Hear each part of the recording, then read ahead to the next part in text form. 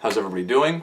Today's video is another one that has been requested a few times now. It's just going to be about my guitars, why I have them, and what I use each one for. I've watched a lot of these kinds of videos before, but I've never done one of my own. And to me it's always interesting to see what people are using and why. This video is not meant to brag or anything. I mean, I know some people have fewer guitars, some people have more guitars, some people have nicer guitars. It's just basically to show you the tools that I've chosen to work with as a musician. Also, I should explain that in this video I'm just going to basically show you and tell you about each guitar, but I'm not necessarily going to play them. I've done demonstrations of a lot of these guitars already, and the ones that I haven't done I will do coming up, so you can see what each guitar sounds like in those videos. And I didn't want to make this one an hour-long video where I'm playing every guitar and talking about them because it would take way too long to do. So let's get started. So I'm starting off with the guitar that I've had for the longest time, which is my white Agile dauntless model. It's been modified with a DiMarzio Air Norton in the neck and a DiMarzio Tone Zone in the bridge, which are Alnico 5s, really good pickups. There's really nothing special about this guitar. Like I said, I got it years ago and I put in a lot of hours of just intermediate practicing on this guitar. I took it back and forth to school. I had stickers on it that I took off. You can kind of see the residue. And all in all, it was my workhorse for a long time, but it's not anymore. It's just pretty simple, pretty inexpensive, single cutaway,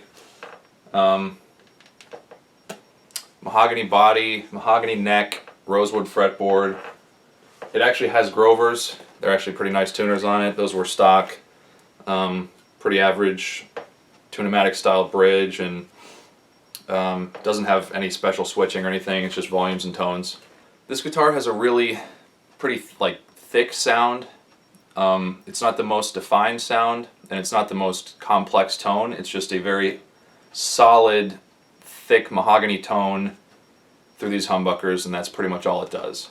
Anyway, moving on now to the most inexpensive guitar that I own. This is the Epiphone special model with P90s. It's got a bolt-on neck. It's got very simple switching. Nothing special. One volume, one tone, one selector.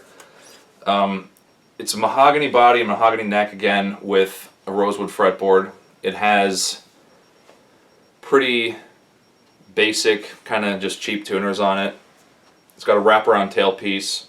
The one thing that I really do like about this guitar is that the body is like a real solid chunk of wood, and it's not a lot of pieces either. It's a really good piece of wood, which is surprising for a guitar of this price. And of course this guitar I would use for P90 type tones, which would be a little bit janglier, single coil sounds, but still with mahogany bass.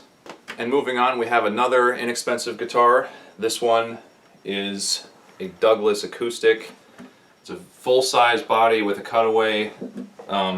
This guitar does surprisingly well as far as playability and as far as the sound of it just recording. I've used this guitar a lot to record acoustic parts. It has a built-in tuner. It's an acoustic electric, so it has a battery for the preamp, and I'm not even entirely sure what the back and sides are on this thing, to be honest. Looks like it's a spruce top. I bought this guitar years ago, so it was before I was really into the whole the nuances of every kind of tone that you can get from different types of wood and materials and all that stuff. So the fact that this guitar is as useful as it is to me still is pretty impressive, as my tastes have changed over time. It basically has, cheap tuners. Actually, this tuner got broken off when I was flying with it one time, so I just had it replaced with a just random cheap tuner, and it doesn't even match. I don't do a whole lot of acoustic stuff really, so for my purposes of just needing some sort of acoustic here and there on a recording, it's done me okay. I've taken it camping, I've taken it out to parks and stuff, and I'm not really afraid to beat it up a little bit, but it's held up really well, and I've had this for years. So yeah, it's just a pretty run-of-the-mill acoustic electric. It does the job. It's just my acoustic workhorse. Next, we do have a bit of a special guitar. This is a super vintage Martin that I have. I would not have this guitar except for the fact that it used to be my grandmother's, and when she died it was given to me. So like I said, this is a super, super old, like it's got to be 50 years old Martin acoustic. And when I first got it, it was basically not playable because it had been stored in a closet in Oklahoma for decades. And the bridge had to be replaced. I had to have the bridge replaced by certified Martin tech, as well as the fact that the neck was out of adjustment, so the neck was bowed. This guitar is so old that there is no truss rod, so there's nothing at the top, there's nothing inside for you to adjust it. I'm not even entirely sure the process of how to adjust a neck with no truss rod like this, but I'm pretty sure it's something to do with steaming the neck and then bending it forcibly where you want it. Even still, this guitar, it plays better, but it's just so old that it's not like the most playable guitar, or maybe for the time it was okay, but it does play. I play it about super rarely, like maybe once or twice a year. It's more of an heirloom, it's more of something that's just cool to have, but it does sound good. I'll have to do a demo of it pretty soon. It has these super, super old open back tuners. They are marked Grover, which is kind of cool. Yeah, I'll have to do a demo of this pretty soon because I never have played this on camera or anything, and I rarely ever talk about it, but it is a really cool guitar. It's very small for an acoustic, but for its size, it's pretty loud. It's a 0018. It has a little bit of wear and tear. I mean, nothing too significant, but you know, it's got like just scuffs and scratches on it, and it has this kind of cool like tortoiseshell looking binding that goes on the top and the back of it all the way around, and like by that strap button.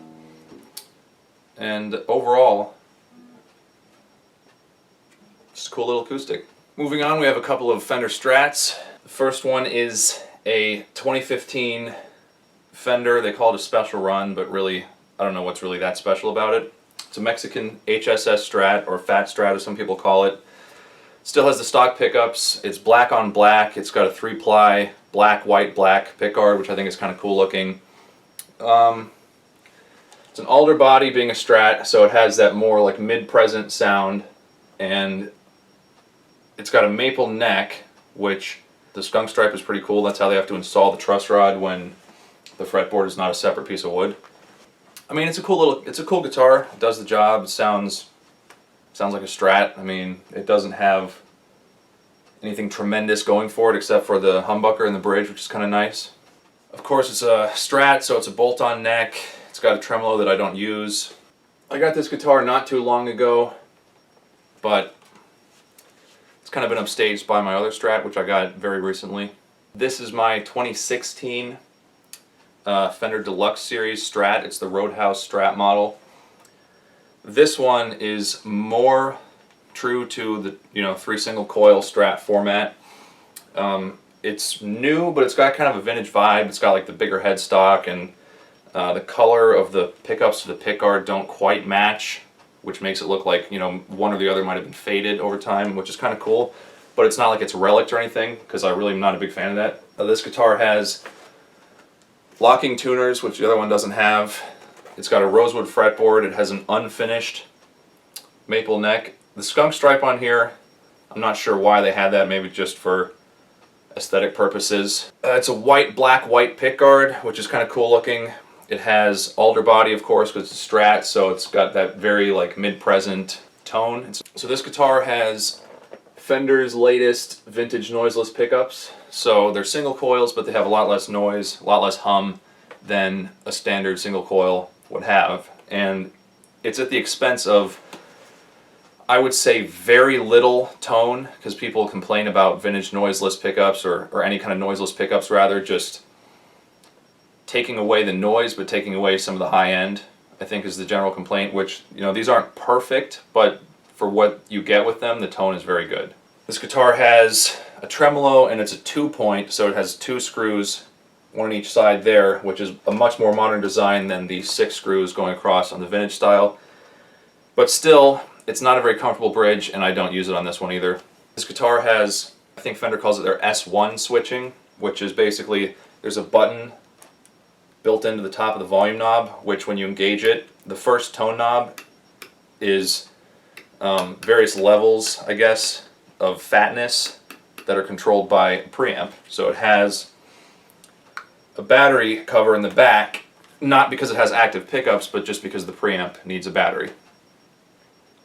And then other than that, the actual volume knob itself works as a volume knob, and the bottom tone knob is just the tone. The next guitar I have to show you is my Schecter Diamond Series C1 Stealth. C1 is the body shape, Stealth is the trim level, meaning it doesn't have any like fancy tops or anything additionally aesthetic. And it's a C1 Stealth FR, just designating that it has a Floyd Rose. This guitar is pretty plain looking for Schecter, which I like. It's just like a matte black finish. It shows fingerprints a lot, but who really cares? It's got, you know, black hardware on black, which is kind of a really subdued look. It doesn't have any crazy inlays, it just has dots that go along the top, and then it switches over past the 12th, which is kind of cool. I bought this guitar actually for the pickups, because while this is kind of a cheaper model because it doesn't have all that bling that you would get on like a more expensive Schecter, it has Schecter's passive Super Rock 2 pickups, I think they're called, and they have these, you can tell because they have these giant like pole pieces on them. They look like little dimes or something. And actually, this being an all mahogany guitar with a rosewood fretboard, these pickups sound like natural, like hollow, kind of like a woody sound. And I really like that more than having like active pickups in a more expensive model. So that actually sold me on this guitar. And because it is passive pickups, it has coil tapping on the tone control, regular selector switch of one volume, one tone, Floyd Rose. I use this guitar strictly for drop C sharp because, you know, just with the Floyd, obviously it has to be a specific setup, and I decided to use this for drop C sharp. It has stock Schecter tuners, which actually they're not bad, and with how rarely you need to use them, considering it has the Floyd, I really can't complain about them at all. And this guitar, I've always been kind of on the fence of like, is this really worth having? Like, is this worth having and maintaining, you know, the setup of the Floyd and maintaining the strings on it? But every time I play it, it just proves why I have it. It's a really cool sounding guitar. And now moving on to my other Floyd Rose equipped guitar. This is my Ltd MH-1000 FR, Floyd Rose again. Now this guitar has a lot more aesthetic bling type stuff that I don't usually go for. People think that kind of stuff looks cool, but in my opinion it almost never it can be justified in the cost increase for that guitar, because my philosophy is whatever plays the best and sounds the best you should have, and you know, looks are kind of an afterthought, although it is cool looking. Some people prefer the extremely large, you know, thick binding around the entire thing, and you know, for me actually on the neck it's a little bit annoying. On the body I don't really care as much, but it's still like excessively flashy. The difference in construction between this guitar and the Schecter are that the Schecter is mahogany neck, mahogany body, rosewood fretboard, and this one is a mahogany body with a maple top. It has a pretty heavy like quilted maple design. That I actually do like. I mean, you know, quilted maple is one thing because you're seeing a really cool wood grain. And it also has a maple neck, I believe, and it has a rosewood fretboard.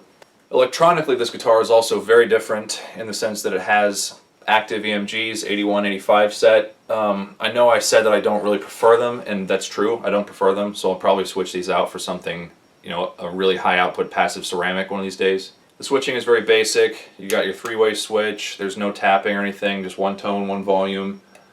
It has Grovers. This guitar has a Floyd Rose 1000 series tremolo, whereas the other one has a special version, I believe. And so it is a better quality trem. This guitar, really, my purpose of it is that it sounds remarkably similar in terms of wood tone to like my Les Pauls that I like. But it has the advantage of if you need to do like whammy bar work, you have the Floyd. So I keep this guitar in standard tuning, and that's what I use it for. Next we have a brand that I'm really a big fan of, which is Chapman guitars. As I said earlier, I'm a fan of playability and just quality and, you know, construction over necessarily frilly appearance, and that's kind of what Chapman stands for, so I really like them as a brand. I have three Chapmans. I have this, the ML1, I have an ML2 and I have an ML3 Modern. So let's look at the ML1. This guitar is a really solid piece of gear. I mean, it's thick, it's heavy, it feels substantial. I really like that about it. This guitar, while it might look kind of like a Strat, is really not all that Stratty. The closest thing it has would just be the fact that it has a couple of single coil pickups. The body on this is made of sapele, which is kind of like mahogany, although it's a little bit, to me it feels denser. It's got like a thicker, slightly rounder tone to it, but it's still a more dark biased tone than an alder body would be on a regular Strat. The neck on this is maple though.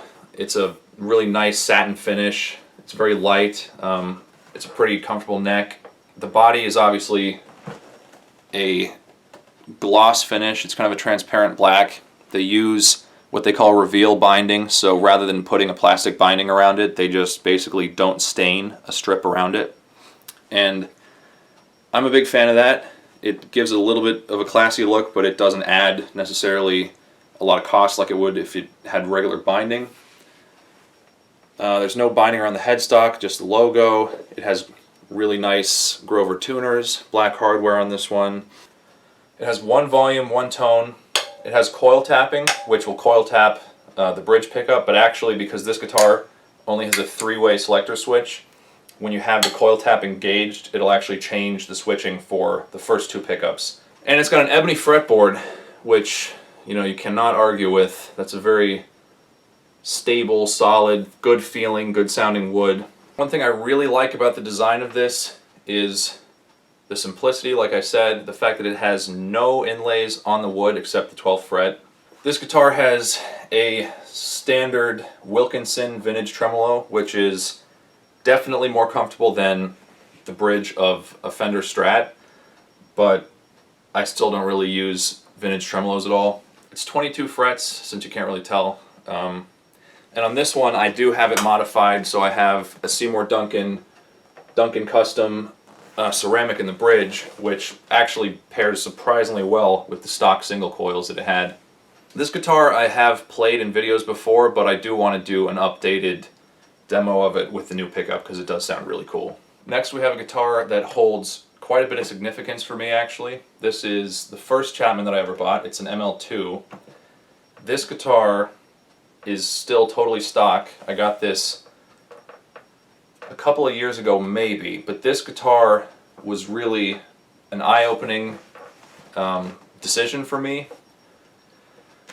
and it really marks the beginning of the time where I started to really pay attention to the sound of wood, the sound of components. Like, this guitar sounded so much better than the Agile that I had that I showed you earlier, that I couldn't believe that with just stock Alnico 5 humbuckers that a guitar could actually sound and feel that good. So this guitar is a satin finish sapele body with a 3-piece maple neck, which gives it more stability than a 1-piece, and it has an ebony fretboard. It does have inlays, but they're just little dots that go along the top, and it's got the 12th fret kind of 8/infinity marker as well. It has Grover tuners. It has a 3-way pickup selector switch, volume, tone with coil tap. It's got a real hefty nut on it. It's a really good feel. Like, the neck is satin, the body is satin. This guitar I played for about a year straight, very heavily, and the only thing that happened was you can see a little bit of wear, where my hand basically wore down from resting against the body when I was playing it. But otherwise, it's really held up. It's a very solid piece of gear. It's a string-through body. What's really nice about this guitar, and what kind of made me a big fan of Chapman's ergonomics, is the fact that it's super playable. I mean, the neck for me now is a little bit thin, but as far as like fret access, it's kind of hard to show you, but the way that this cutaway works, you have the standard cutaway shape, you have an additional like divot here, so your hand could really like come all the way up, and you can fret, you know, with a little bit of articulation. It has that same divot on the back, and it's a set neck where the neck doesn't have a big heel at all. It just kind of goes straight in, and it's a strong joint, surprisingly. The way that the wood is cut off from this means that you have extremely comfortable access to the higher frets, and it is a 24 fret guitar. I think it's a 25-inch scale length, like 25 even. So it's a little bit, it's very slightly tighter feeling than a Les Paul would be, but it has the additional frets, of course, but it's not as tight as like a 25.5-inch scale. It has a Tone Pros, I believe, Tune-o-matic style bridge, which actually has these two set screws, I guess you'd call them. They're like two little Allen screws that hold the bridge down so that when you have all the strings off, the bridge is not going to go flying off. You have to actually unscrew these before you adjust the bridge. So it's an additional level of security for your bridge setup. I don't know if over time those tiny little screws would just rust and get to the point where you can't move them. I really hope that doesn't happen, but I can't really imagine that it wouldn't happen after a long period of time, so hopefully it doesn't.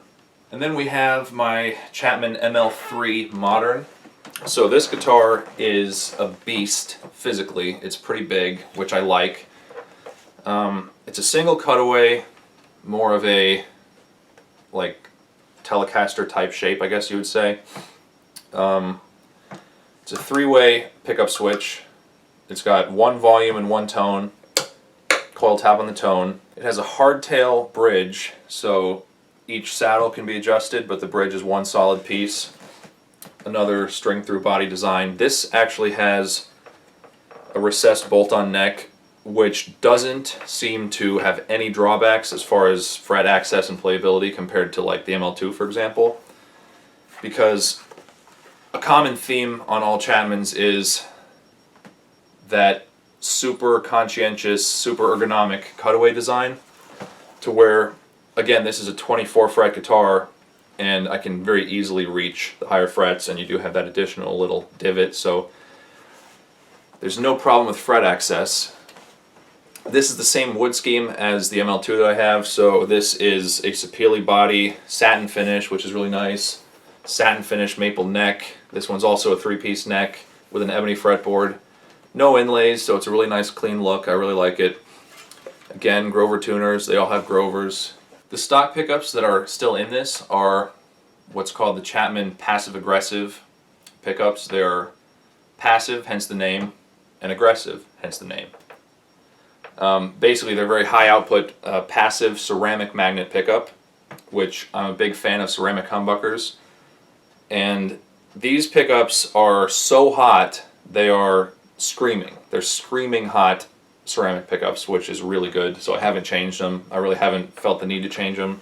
This guitar is a longer scale length. It's a 25.5-inch scale, so between that, the really long headstock, and the really like large body, it is a real solid hunk of wood. There's just no getting around it. And I use this guitar for all of my drop C work, just plain drop C, with 11 to 56 gauge strings on it, and it does wonderfully with that. This guitar, even with giant strings on it, even in drop C, is very, very stable as far as tuning goes and as far as setup goes. This is partially due to the overall construction of the guitar, not having much play. Everything's very solid, and technically speaking, the headstock is angled back, which helps with tuning as far as strings sliding over the nut, and the strings are going straight to each tuner, so there's nothing like going off to the side that would cause it to hang up and not be as stable as it could be for tuning. So it's really well designed. It's a solid guitar. I really like it, and I use it for drop C. Moving on, we have my Gibsons. I'm doing this in the plural because these guitars are both identical. An infamous 2015 Les Paul. It's a studio model. It has the wider neck than was traditionally put on Les Pauls, so everyone hated it. It has a height adjustable brass nut, which is not traditional for a Les Paul, so everyone hated it. It has G-force automatic tuning system, so everyone hated it. Basically, the things that everyone hated about this guitar when it was out are the things that I like about it as a player. So I've always been a fan of the Gibson brand. Their sound is just incredible. You really can't beat it, in my opinion. I grew up listening to Slash. I was basically influenced to start playing guitar just listening to like early Guns N' Roses and just Les Paul, just thick soloing and just incredible riffage. There's really nothing else that sounds like it, and there's nothing else that feels like it as far as quality goes. Now, yes, there are other brands that are equal, or you could argue higher, but there are other brands up there that have really good quality, but there's nothing that's quite exactly identical to how Gibson does it. So this guitar is mahogany body, mahogany neck, rosewood fretboard, and it has a maple top on it, which is like slightly figured, but because it's a studio model, you know, it's a pretty good value to put that on a studio model guitar where there's even any figuring at all. And because it's a studio model, it doesn't have any binding or any excess appearance type stuff on it. It's basically just highly playable, technologically advanced, you know, for its time, and especially pushing the boundaries in the Gibson world. And this guitar and the other one that I have are both modified in the same way, which is the pickups. These guitars stock came with Gibson 57 Classics, or I think a 57 Classic Plus they call it, which are Alnico 2 humbuckers, and it was cool in appearance because they were brushed metal covers and it matched the brushed metal bridge and tailpiece. So that was kind of a cool look, but they were basically much too weak for my style of playing. The pickups that I had put in it, and had put in because the wiring on this guitar is very interesting. It has, instead of having individual pots and wiring for the controls, it actually has a solid printed circuit board inside, so it's a little tricky to try to install pickups or change electronics in this. But the pickups that I had installed are still made by Gibson.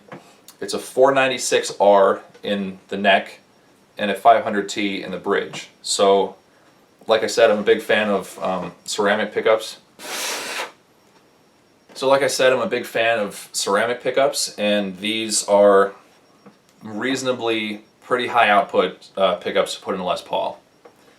It has 2 volumes and 2 tones, obviously, with coil tapping on each volume knob, so you can have, let's say, just the neck pickup coil tapped, but then if you go to the bridge it'll be a humbucker, and vice versa, which is kind of cool.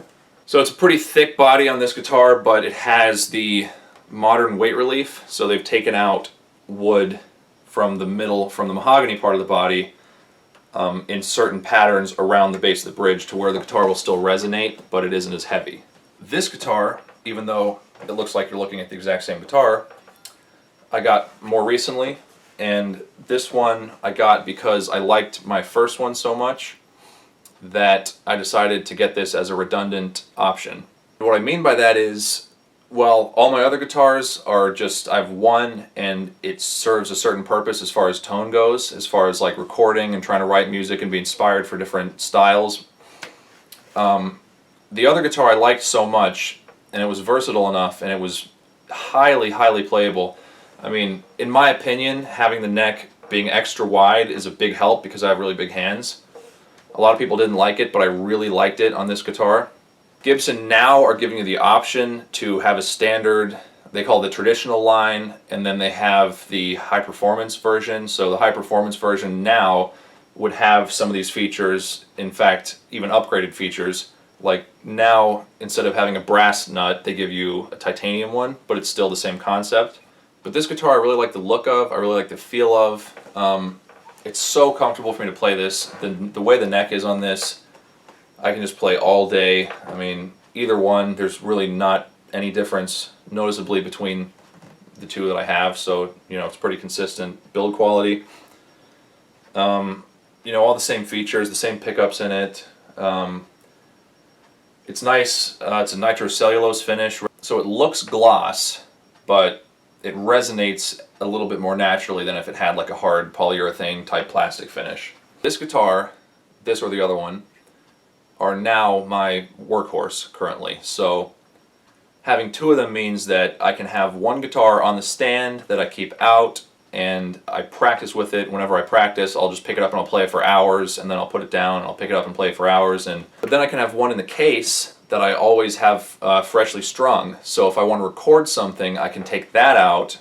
I know the sound will be right and the strings will be fresh, so it's not going to be like trying to pick up and record in the middle of, you know, strings that are halfway kind of stretched out and they're not quite as crisp as they would be if they were new. Having the two guitars allows me to basically practice with one and record with one like when I feel like it. Whereas before, for the time when I only had one of these, I would have to practice with it all the time. But then if I wanted to record, I would almost always have to just pick it up and restring it immediately, which is kind of a pain in the ass, and you kind of lose your momentum and your inspiration for recording for the moment.